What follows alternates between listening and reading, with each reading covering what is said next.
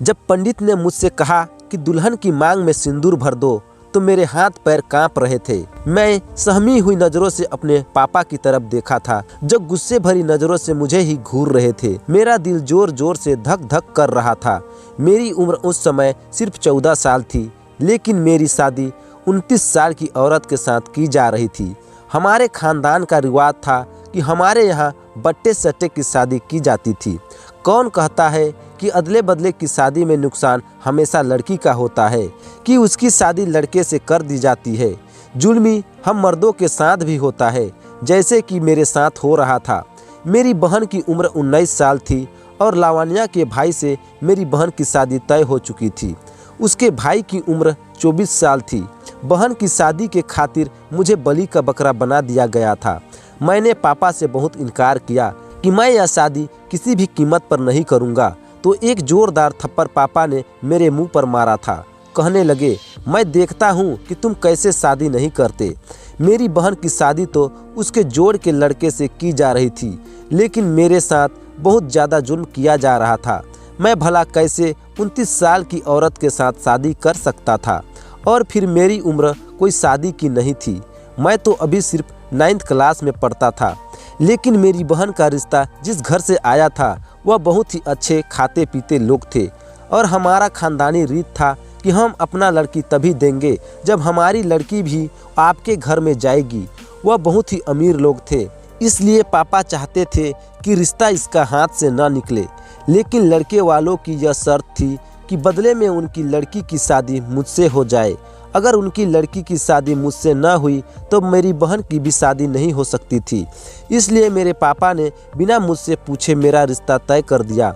मैं स्कूल से अभी घर वापस आया ही था कि मेरी माँ ने काजू कतली मेरे मुंह में डाल दिया। बहन के रिश्ते की बात घर में चल रही थी, इसलिए मुझे लगा कि बहन का रिश्ता तय हो गया है। इसी खुशी में माँ मुझे काजू कतली खिलाया है।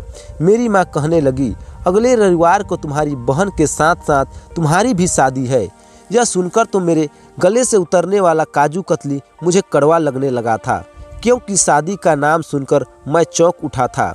अभी भला मेरी उम्र ही क्या थी, मैं तो अभी शादी के बारे में सोचता भी नहीं था। मैंने कहा, माँ, मेरी शादी की ऐसी कोई उम्र नहीं है, बहन की है, उसकी शादी करो। मेरी माँ कहने लगी, तेरी उम्र नहीं है, लेकिन लावण्या की तो है ना, और फिर तुझे पता है कि हमारी बिरादरी में बट्टे सट्टे की शादी होती है। खैर, मैं माँ से बहुत इनकार किया, क्योंकि मुझे इतना मालूम था कि लावण्या मेरे होने वाले जीजा जी की बड़ी बहन है। मैं भला क्यों एक फीमेल रिश्ते के बंधन में बंधता। रात को जब मैं पापा के सामने इनकार किया तो वह मुझे बुरा भला कहने लगे, तू नहीं चाहता कि तेरी बहन की ज़िंदगी संवर जाए? तुझे पाल पोस कर बड़ा इसलिए किया था क्या? मैंने कहा, आपने मुझे पाल पोस कर शायद इसलिए बड़ा किया है कि बहन की खातिर मुझे कुर्बान कर दिया जाए। मेरी बात सुनकर पापा ने मेरा कान पकड़कर बुरी तरह से मरोड़ दिया था। कहने लगे, तुझे पता है तेरे मुंह में जो 100 गज लंबी जुबान है यह किसकी वजह से आई है? फिर वह मेरी बहन पर चिल्लाने लगे कि मैं इसलिए ही तुझे कहता था कि इसका स्कूल से दाखिला मत करवा, यह जरा सा सर ऊंचा निकालेगा और हमारा बाप बन बैठेगा। देख लिया, अगर मेरे साथ खेतों में हल चलाता तो अकल ठिकाने रहती इसकी। मुझे बचपन से ही पढ़ने का बहुत शौक था, और यह इच्छा मेरी बहन की वजह से पूरी हुई थी। पापा इस हक में नहीं थे, लेकिन मेरी बहन ने कहा कि इसे आप स्कूल में दाखिला करवा दे। मैं बड़ी मेहनत से हर साल पूरे स्कूल में पोजीशन लेता था, और अब 10वीं में जाने वाला था। मेरी इच्छा थी कि मैं 10वीं क्लास के बाद शहर जाकर वकालत पर जाऊं और एक कामयाब वकील बनकर अपने गांव की पुरानी रीति रिवाज को ख़त्म कर दूं। लेकिन मेरे खानदान बिरादरी के रीति रिवाज ने तो जैसे मेरे सपने को चकनाचूर कर दिए थे। वह बहन जो अब तक मेरा साथ दे रही थी, आज वह भी मुंह खोलकर अपना रुख मोड़ कर बैठ गई थी, क्योंकि मेरे इनकार पर उसका रिश्ता भी टूट जाता, जो कि मेरी बहन को बहुत ही पसंद था। सबसे बड़ी बात थी कि जोड़ के रिश्ता का हमारे खानदान में जोड़ के रिश्ते बहुत ही कम मिलते थे। बट्टे सट्टे की शादी का रीति रिवाज था। अगर बहन की जिस घर में शादी होती थी उसी घर में भाई की शादी भी होती थी, या जिस घर में भाई की शादी होती उसी में बहन की शादी भी होती। मुझे अपनी बहन की खुदगर्जी पर अफसोस होता था। खैर, मैं खाना पीना छोड़ दिया था कि शायद मेरे पापा और माँ को अपने इकलौते बेटे का ख्याल आ जाए, लेकिन ऐसा कुछ भी नहीं हुआ था। पापा ने कहा, तुम कुछ भी कर लो, तुम्हारी शादी लावण्या से हर हाल में करूँगा, और खबरदार जो पंडित जी के सामने तुमने कोई भी तमाशा लगाया। तो जिस दिन मेरी शादी थी उस दिन मैं बहुत रोया था, लेकिन फिर भी मेरी माँ ने मेरे लिए सबसे अच्छे कपड़े निकाल कर रखे थे। मैंने कपड़े पहने तो मेरी कंघी भी मेरी माँ ने ही की थी। मेरे ऊपर परफ्यूम भी लगाया था। बहुत ही सादगी से लावण्या की और मेरी शादी हो गई थी। हमारी शादी के बाद मेरी बहन की भी शादी होने वाली थी। मेरी माँ मुझे देखकर कहने लगी, कैसा गबरू जवान लगता है मेरा बेटा, कौन कह सकता है यह 14 साल का है। मेरी माँ दुगुनी उम्र की औरत से मेरी शादी जो कर रही थी। खैर, मेरी शादी लावण्या के साथ कर दी गई। गांव के सरपंच की हवेली के बड़े आंगन में शादी का फंक्शन रखा गया था। वहीं से मेरी बहन को भी विदा होकर अपने ससुराल जाना था। लावण्या को मेरे घर आना था। मैं जब सामने बैठी अपनी दुल्हन को देखा तो मेरा जी चाहा मैं अपना सर दीवार पर मार दूं। वह मेरी पत्नी कम और मेरी माँ ज़्यादा लग रही थी। अब अगर पापा को बट्टे सट्टे की शादी का इतना ही शौक था तो खुद उस औरत से शादी कर लेते। मेरी ज़िंदगी क्यों बर्बाद की। मेरे दिल में तो उस औरत के लिए नफरत बैठ गई थी। विदा होकर लावण्या मेरे घर आई तो मेरी माँ ही लावण्या को मेरे कमरे में बैठा कर गई थी, लेकिन मैं कमरे में जाने के लिए तैयार नहीं था। ना मेरा दिल उस औरत की तरफ खींच रहा था, ना मुझे शादी का शौक था। मेरे तो कुछ और ही सपने थे जो टूट चुके थे, और एक सच्चाई यह थी कि मुझे उस रिश्ते के बारे में कुछ पता ही नहीं था, क्योंकि मेरे दिमाग में ऐसी कोई बात नहीं आई।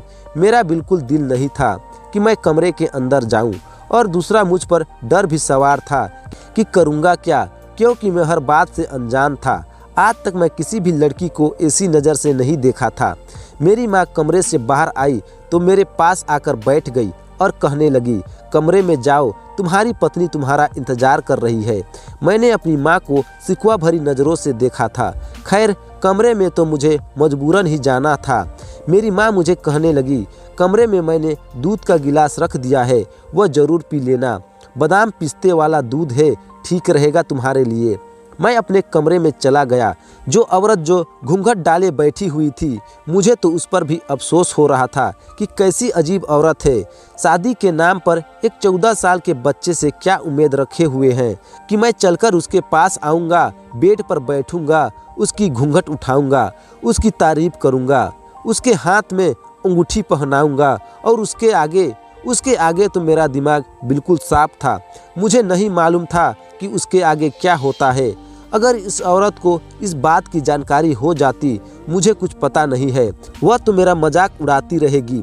मुझे याद आने लगा, एक बार मेरे चाचू की शादी हुई थी तो उनके दोस्त यही कह रहे थे कि पहली रात पत्नी पर कभी भी जाहिर मत करना कि तुम अनाड़ी हो, वरना सारी जिंदगी वह तुम्हें ताने देती रहेगी।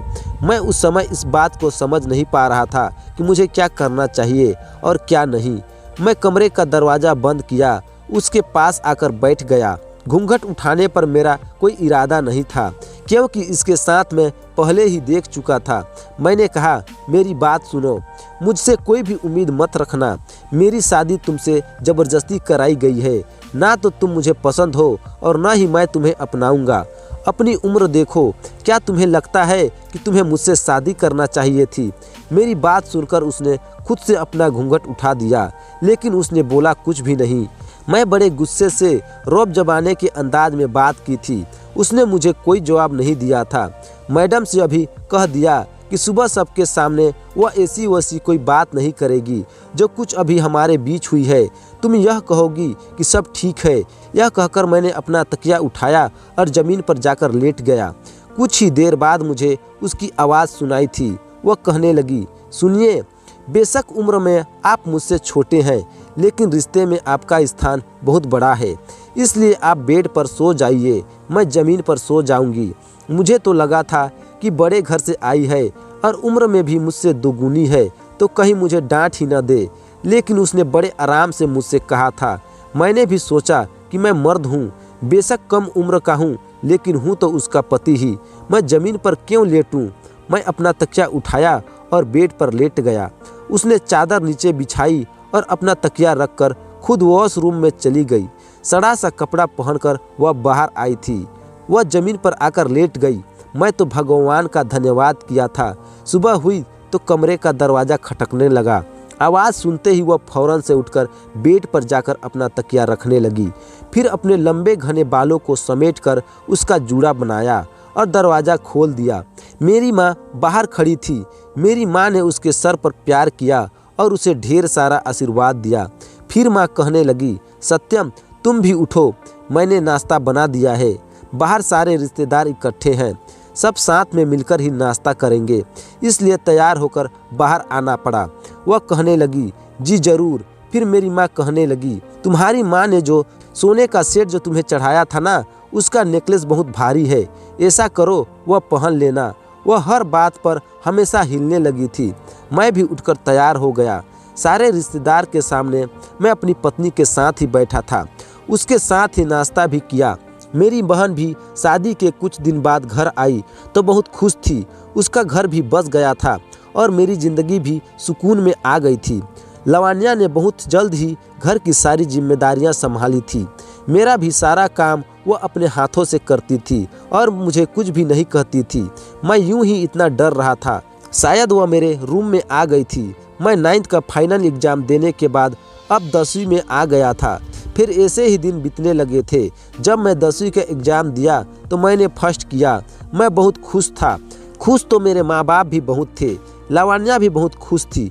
लेकिन जब मैं पापा से कहा कि मुझे वकालत पढ़नी है, शहर में जाकर कॉलेज में दाखिला लूँगा और वहीं हॉस्टल में रहा करूँगा, तो पापा ने साफ मना कर दिया। कहने लगे, बस 10वीं की क्लास तक पढ़ ली, बहुत है। कल से खेतों में आकर मेरा हाथ बटा। अब तू घरदारी वाला हो गया है। आज पत्नी है, कल बच्चे भी होंगे। वहाँ पढ़ाई करेगा तो क्या तेरी बीवी और बच्चों को मैं लूँगा? मैं उस समय तो खामोशी से कमरे में चला गया।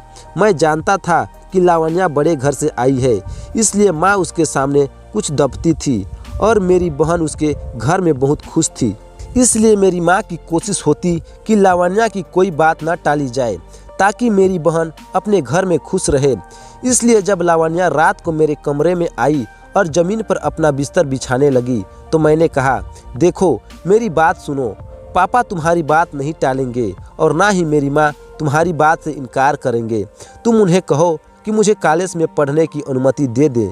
वह कहने लगी, ठीक है, आप निश्चित रहें, मैं पापा और माँ को मना लूँगी। यह सुनकर मैं बड़ा खुश हुआ और फिर वही हुआ था। मैं नहीं जानता कब और कैसे, लेकिन लावण्या ने मम्मी और पापा को इस बात पर राज़ी कर लिया कि मैं शहर में जाकर अपनी पढ़ाई पूरी करूं। मैं शहर आ गया था, कॉलेज में एडमिशन ले लिया और हॉस्टल में रहने लगा। अब तो मैं कॉलेज की छुट्टियों में ही गांव जाता था और फिर दोबारा शहर आ जाता।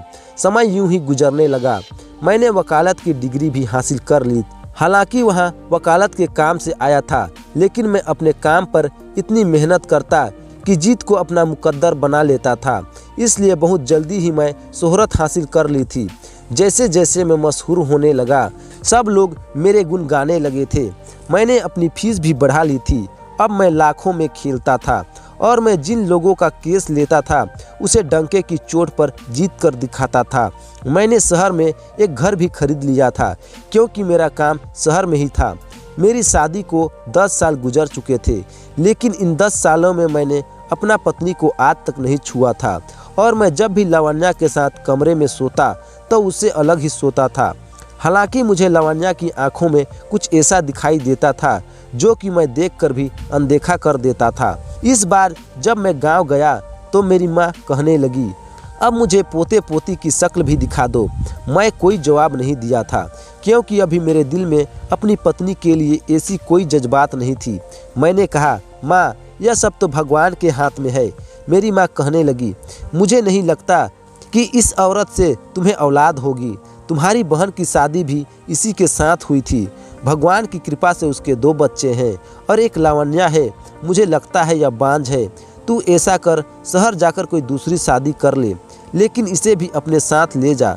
इसे तू अपने घर में रखना ताकि यह तेरी शादी का ढिंढोरा यहाँ वहाँ न पीटे और तेरी बहन का घर भी बसा रहे। दूसरी शादी कर और अपनी वारिस पैदा कर। यह सुनकर मुझे अपनी माँ की बात ठीक लगी थी। उसे अपने साथ रखना मेरी मजबूरी थी, क्योंकि मेरी बहन उसके भाई के साथ ऐश्वर्य जिंदगी गुजार रही थी। इसलिए मैं उसे अपने साथ शहर ले गया। लावण्या जब मेरे साथ शहर आए तो बहुत खुश होकर कहने लगी, मैंने समंदर के बारे में बहुत सुना है, क्या आप मुझे समंदर दिखाएंगे? मैंने कहा कि मैं यहाँ पर तुम्हें घूमने के लिए नहीं लाया हूँ, बल्कि अपने काम काज के लिए लाया हूँ। मेरी बात सुनकर उसका मुस्कुराता हुआ चेहरा गुस्सा गया था, लेकिन मुझे कहाँ परवाह थी। उसने मेरे घर को शीश महल बनाकर रख दिया था। हर चीज़ को बड़े सलीके से रखती थी। घर हर वक्त साफ सुथरा रखता था। खाना बहुत ही मज़े का बनाती थी। अभी 4-5 महीने ही गुजरे थे। कोर्ट का एक वकील भी मेरी शोहरत से इम्प्रेस हो गया था और अपनी बेटी के लिए मेरा रिश्ता उसने खुद मांगा था। उसकी बेटी भी अपने बाप के साथ मेरे ऑफिस में आई थी। वह आदमी मुझसे कहने लगा कि तुम अपने माँ बाप को मेरे घर भेजो, मेरी बेटी का रिश्ता मांगो। मुझे तुम बहुत पसंद हो और यह मेरी बेटी है। चाहे तो इसके साथ 2-4 मुलाकात भी कर लो, आपस में देख लो कि तुम लोगों में अंडरस्टैंडिंग होती है या नहीं। अगर हो जाए तो मेरी तरफ से रिश्ता पक्का है। उसकी लड़की बेहद खूबसूरत थी, मुझे अच्छी भी लग रही थी, इसलिए मैंने 2-4 बार उसके साथ रेस्टोरेंट में मुलाकात भी कर ली। मैंने उसके बाप से कहा कि मुझे शादी पर तो कोई एतराज़ नहीं है, लेकिन मैं आप लोगों से झूठ नहीं बोलूँगा। मैं पहले से शादीशुदा हूँ। मेरी पत्नी 39 साल की है और यह शादी हमारे खानदान रीति रिवाज के वजह से बट्टे सट्टे की बुनियाद पर की गई है। मैंने आज तक अपनी पत्नी को हाथ भी नहीं लगाया है। मेरी बहन बदले में उसके भाई के साथ में ही गई है, इसलिए मैं इसे नहीं छोड़ सकता। अगर आपको मैं पत्नी के साथ स्वीकार हूँ तो फिर मुझे भी इस रास्ते से कोई एतराज़ नहीं है। वह वकील कहने लगा कि मैं अपनी बेटी से पूछ कर बताऊँगा। अगर वह मान गई तो मुझे भी कोई एतराज़ नहीं था, क्योंकि मैं भी महीने के लाखों कमाने वाला था। और कुछ ही दिनों बाद मेरी शादी उस वकील की बेटी, जिनका नाम पायल था, उससे हो गई। जब मैं पायल को अपने घर लाया तो लावण्या उसे देखकर हैरान रह गई थी। पहली बार उसकी आंखों से आंसू बहते हुए मैंने देखे थे, लेकिन वह अभी भी चुप थी। मुझे और पायल को एक साथ देखकर और पायल को दुल्हन के जोड़े में देखकर वह समझ गई थी यह मेरी क्या लगती है। वह दरवाजे से फौरन पीछे हट गई और फौरन से अपने कमरे में जाकर दरवाज़ा बंद कर लिया। मैं पायल को दूसरे कमरे में ले आया। मेरी शादीशुदा ज़िंदगी पायल के साथ बहुत अच्छे से गुजर रही थी। हम रात को देर तक पार्टी में जाते, घूमते फिरते। मैं हनीमून के लिए पायल को नैनीताल भी लेकर गया था। लावण्या मेरे घर में ऐसी थी जैसे कोई फालतू सामान हो, कोई नौकरानी हो। पायल तो अक्सर ही उस पर रौब जमाने लगी थी। उसे अपना काम भी करवाती थी। पायल को काम करने की आदत नहीं थी, घर को हर समय बिखेर कर रखती थी। मैं कभी कभी सोचता कि अगर लावण्या ना होती तो घर का कबाड़ा बन चुका होता। मैं सुबह कोर्ट जाने के लिए उठता तो पायल सो रही होती थी। वह मुझे बता चुकी थी कि उसे खाना बनाना बिल्कुल नहीं आता है, इसलिए मैं उसे कभी भी नहीं जगाता था। मुझे ऐसी कोई ज़रूरत भी नहीं पड़ती थी, क्योंकि लावण्या तो थी मेरे हर काम को करने के लिए। एक दिन लावण्या को बुखार हो रहा था और पायल ने मुझे बताया तक नहीं था। वह तो घर की बिखरी हालत देखकर जब मैंने पूछा कि लावण्या कहाँ है, क्या उसे नज़र नहीं आता कि घर का क्या हाल है। उस वक्त पायल नेल पॉइंट कर रही थी और कहने लगी, बीमार पड़ी हुई है कमबख्त, ना जाने कब ठीक होगी, घर कब साफ सुथरा करेगी, मुझे तो यह काम वाम होते ही नहीं है। यह कहते ही मेरे बराबर आकर बेड पर लेट गई। जब मैंने सुना कि लावण्या को बुखार है तो मैं बेड से उठकर खड़ा हो गया कि जाकर देखूं कि उसे हुआ क्या है। मेरे दिल में उसके लिए कोई मोहब्बत नहीं थी, शायद हमदर्दी थी। लेकिन जैसे ही मैं बेड से खड़ा हुआ, पायल कहने लगी, तुम कहाँ जा रहे हो? मैंने कहा, वह बीमार है तो जाकर देखूं उसे क्या हुआ है, और तुमने मुझे पहले क्यों नहीं बताया? अगर दिन के समय मुझे मालूम होता तो मैं उसे डॉक्टर के पास ले जाता, दवाई दिला देता। मेरा यह कहना था कि पायल मुझ पर भड़क उठी, कहने लगी, कोई ज़रूरत नहीं है तुम्हें उस बुढ़ी का ख्याल रखने की। चुपचाप आराम से लेटे रहो, मरती है तो मर जाए। मैं बर्दाश्त नहीं कर सकती कि तुम एक पल के लिए भी उस औरत के पास जाओ। मैंने हैरत से पायल को देखा था। मैंने कहा, क्या पायल? अरे मैं इसे इस काबिल नहीं समझता उसे तुम्हारे जैसा स्थान दे सकूं। लेकिन वह इंसान तो है, अगर बीमार हुई है तो उसे दवा उला कर देनी होगी। अगर हम इस घर में नौकरानी को भी रखते हैं तो बीमारी में उसे भी तो पूछना पड़ता। यह कहकर मैं कमरे से निकल गया। जब मैं लावण्या के कमरे में गया तो वह बुरी तरह से कांप रही थी। यह देखकर मैं घबरा गया था। जब मैं उसके पास गया, उसके माथे को छूकर देखा तो वह बुखार से तप रही थी। मैंने उसे जल्दी से बुखार की दवा दी। फिर मैं जल्दी से किचन में गया और वहाँ से पानी का बोतल लाकर उसे दवा खिलाए। मेरी इतनी सी हमदर्दी पर ही लावण्या के उतरे हुए चेहरे पर मुस्कुराहट सज गई थी, आंखों में चमक आ गई थी। कहने लगी, आपने क्यों परेशानी उठाई? मैं खुद ही ठीक हो जाती। मैंने कहा, तुम्हें बताना चाहिए था कि तुम्हें बुखार है, मैं तुम्हें डॉक्टर के पास ले जाता। उसने मेरा हाथ पकड़ लिया। अचानक एक जोरदार झटका मेरे दिल को लगा था। उसका हाथ बुरी तरह आग की तरह तप रहा था। न जाने कब और क्यों वह मेरे हाथ रखकर रोने लगी थी और मैं यूं था कि जैसे सांस लेना भूल गया था। आज तक मैंने उसे कभी उंगली भी नहीं लगाई थी और आज वह मेरे सीने से लगी हुई थी। वह रोते हुए कहने लगी, मैं थक चुकी हूँ, मैं बहुत ज़्यादा थक चुकी हूँ, मेरे दिल में बहुत। अभी उसने इतना ही कहा था कि इस समय कमरे का दरवाज़ा खुला। पायल दरवाजे के पास ही खड़ी थी और यह देखकर वह आग बबूला हो गई थी। हालांकि जैसे ही दरवाज़ा खुला था मैं चौंक सा गया था और लावण्या भी फौरन से मुझसे पीछे हट गई थी और अपने आंसू साफ करने लगी थी। मेरे पास आई और कहने लगी, तो यहाँ हमदर्दियाँ जताई जा रही थी। तुम इस बूढ़ी औरत के पास से उठो और यहाँ से चलो मेरे साथ। खबरदार, जो मैंने तुम्हें दोबारा इस औरत के पास भी देखा तो। पायल मुझे बहुत लड़ने झगड़ने लगी थी। मैंने उसे कहा कि जैसा तुम समझ रही हो वैसा कुछ भी नहीं है, लेकिन वह तो कुछ भी सुनने को तैयार नहीं थी। मुझसे कहने लगी, तलाक दो इस औरत को और इसे गांव छोड़ आओ। मैं इसे अब एक पल के लिए भी घर में बर्दाश्त नहीं करूंगी। मैंने उससे कहा कि मैं पहले ही तुम्हें बता चुका हूँ कि यह औरत मेरी मजबूरी है। मेरी बहन का घर बसा हुआ है इसी औरत की वजह से। अगर मैं इसे गांव में भेजा और किसी को भनक भी पड़ गई कि मैं दूसरी शादी कर रखी है तो मेरी बहन का पति भी उसे छोड़ देगा और उसके लिए सौतन ले आएगा। बड़ी मुश्किल से मैंने पायल को चुप करवाया था। हमारी शादी के 1 साल गुजर गए थे, लेकिन पायल अभी तक उम्मीद से नहीं हुई थी। मैं जब उससे कहा कि वह डॉक्टर को दिखाए, हमारी शादी को 1 साल हो चुका है, कहने लगी, क्यों? मैंने कहा, मुझे वारिस चाहिए। वह कहने लगी, देखो मैं अभी बच्चों के झंझट में नहीं पड़ना चाहती हूँ। अभी मैं लाइफ को एंजॉय करूँगी, बच्चा पैदा नहीं करूँगी। मैंने कहा कि मेरी माँ को पोता पोती चाहिए और तुम कह रही हो कि तुम औलाद पैदा नहीं करोगी। वह कहने लगी, तुम्हारी माँ की कहने पर मैं अपना फिगर खराब नहीं कर सकती हूँ। दोबारा तुम मुझे बच्चों के बारे में बातचीत मत करना।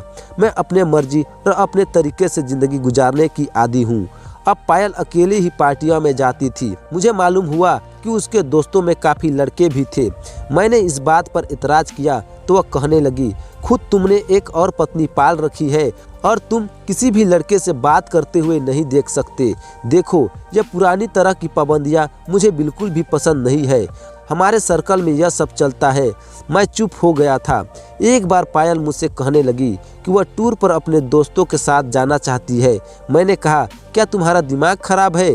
तुम्हारे दोस्तों में तो लड़का भी है और औरतें भी हैं, तो तुम अकेली उनके साथ टूर पर जाओगी? वह बोली, हाँ तो क्या हुआ, सब जाते हैं, आइंदा नहीं सुनूंगी, और अगर तुमने इनकार भी किया तब भी मैं ज़रूर जाऊंगी। मैं जब उसके बाप से यह बात की तो वह भी यही कहने लगा कि तुम मेरी बेटी पर पाबंदियां नहीं लगाओगे।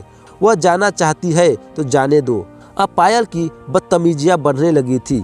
मैंने उसे बहुत रोका, लेकिन वह रोज़ मुझसे इस बात पर झगड़ने लगी थी। तंग आकर मैं भी उसे कह दिया कि वह चली जाए। उसे मेरी नाराज़गी की कोई परवाह नहीं थी। वह चली गई। लेकिन उन दिनों लावण्या बहुत बीमार होने लगी थी। पहले से काफ़ी कमज़ोर हो गई थी। रंगत भी बिल्कुल फीकी पड़ चुकी थी। आंखों के नीचे गड्ढे भी पड़ गए थे। हर वक्त उसे बुखार रहने लगा था। मैं जब उसे कहता कि चलो तुम्हें डॉक्टर को दिखा दूं, तो वह मना कर देती। तबीयत खराब होने के बावजूद वह मेरे सारे काम करती थी। एक बार मैं अपना एक केस रात के समय स्टडी कर रहा था, तभी मुझे सिसकियाँ की आवाज़ आने लगी। मैं अपने स्टडी रूम से बाहर आया। लावण्या के कमरे में मुझे सिसकियाँ की आवाज़ आ रही थी और जब मैं कमरे का दरवाज़ा खोला तो अपने बेड पर बैठी रो रही थी। उसने अपना सर घुटनों पर दे रखा था और लगातार रोए जा रही थी और खुद से ही कुछ बातें कर रही थी। मैंने ध्यान से सुना तो कह रही थी, मेरा क्या दोष था, मेरी शादी भी ज़बरदस्ती कर दी गई थी, मुझे भी तो इन पुरानी रीति रिवाजों में भेंट चढ़ा दिया गया। मेरी शादी की उम्र निकल गई क्योंकि जहाँ मेरे भाई का रिश्ता तय होता था वहाँ मेरे लिए कोई लड़का नहीं होता था और जहाँ मेरा रिश्ता तय होता था वहाँ मेरे भाई के लिए लड़की नहीं होती थी और इसलिए मेरी उम्र निकलती चली गई और भाई को जो लड़की पसंद आई उसका भाई 14 साल का था और यह सुनकर मेरा दिल भी टूट गया था। मैं भी चाहती थी मेरा हम सफ़र मुझसे बड़ा होता जिसके साथ मैं ज़िंदगी का अच्छा सफ़र गुजारती, लेकिन भाई का घर बसाने की खातिर मैंने भी कुर्बानी दे दी ताकि मेरे भाई का घर बस जाए। मेरी तो शादी की उम्र निकलते ही जा रही थी, 29 साल की जो हो चुकी थी। मैं नहीं चाहती थी कि मेरे चक्कर में मेरा भाई भी सारी उम्र कुंवारा बैठा रह जाए। मेरी सास दिन भर मुझे घर के सारे काम करवाती थी, लेकिन सबके सामने अच्छा जाहिर करती थी जैसा कि मेरा बड़ा ख्याल रखती है। मेरे पास कोई भी ऐसा नहीं है जो मेरा दुख सुख का साथी हो, दोस्त हो, जिससे मैं दिल की बात करूं, जो मेरा हमसफ़र हो। मेरा पति तो मेरे पास बैठना भी पसंद नहीं करता। जब उसकी शादी की उम्र हुई तो उसे उसकी उम्र की लड़की भी उससे मिल गई जिसके साथ वह अपनी ज़िंदगी गुजार रहा है। हे भगवान, तूने मुझे पैदा ही क्यों किया? क्या तूने मेरा कोई साथ ही नहीं बनाया? और फिर बनाया तो इतनी कम उम्र की जिससे मैं दिल की बात ही ना कर सकूं। मुझे अपने पति से कोई शिकायत नहीं है, लेकिन इन रस्मों रिवाज से ज़रूर है जिसमें मेरी ज़िंदगी बर्बाद करके रख दी। मेरा क्या कसूर है? मैं उम्र के जिस हिस्से में पहुंच चुकी थी, मुझे एक साथी की ज़रूरत है जिसके कंधे पर सर रखकर मैं अपना हर गम भुला सकूं। उसके बातें सुनकर मेरा दिल धड़कना भूल गया था। मैंने कभी नहीं सोचा था कि अगर जुर्म मेरे साथ हुआ है तो जुल्म तो उसके साथ भी हुआ है। आखिर उसके दिल में भी इच्छा होगी कि उसका पति उसका हम उम्र होता या उसे कुछ ही साल बड़ा होता, जो उससे मोहब्बत करता, उसे औलाद देता, उसके साथ मोहब्बत और हमदर्दी वाला व्यवहार रहता। मैं तो उसे कुछ भी नहीं दिया था, मगर बदले में उसने मेरे घर को संभाल रखा था। मैं उसके पास गया, मुझे देखकर वह घबरा गई थी। कहने लगी, आप और यहाँ? उसने जल्दी से अपने आंसू साफ किया और सिमट कर बैठ गई। मुझसे पूछने लगी, कुछ चाहिए था आपको? मैंने उसका हाथ थामा और उसके पास बैठ गया। मैंने कहा, तुम्हें तो बहुत तेज बुखार है। मैंने उसको अपने साथ लगा लिया।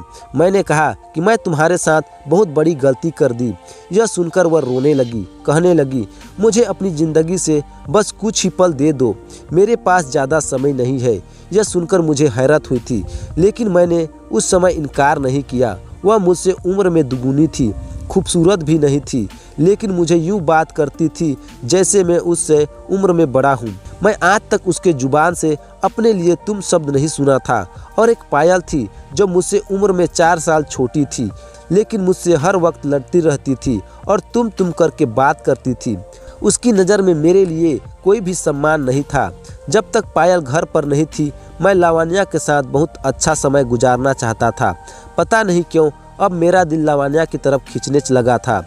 मेरा जी चाहता मैं हर वक्त उसके पास बैठा रहूं और उससे बातें करता रहूं, लेकिन उसका मौका भी मुझे कम मिला था। 1 हफ्ते बाद ही लावण्या की तबीयत बिगड़ने लगी थी। मैं उसे डॉक्टर के पास लेकर गया तो खबर डॉक्टर ने मुझे सुनाई, मेरे होश उड़कर रह गए थे। उसे कैंसर हो चुका था। यह सुना था कि मैं परेशान हो गया था। मुझे लगा मैंने बहुत बड़ा जुर्म कर दिया है। वह कहने लगी, मुझे हॉस्पिटल में नहीं रहना है, मैं आखिरी पड़ाव पर भी आपके साथ जीना चाहती हूँ।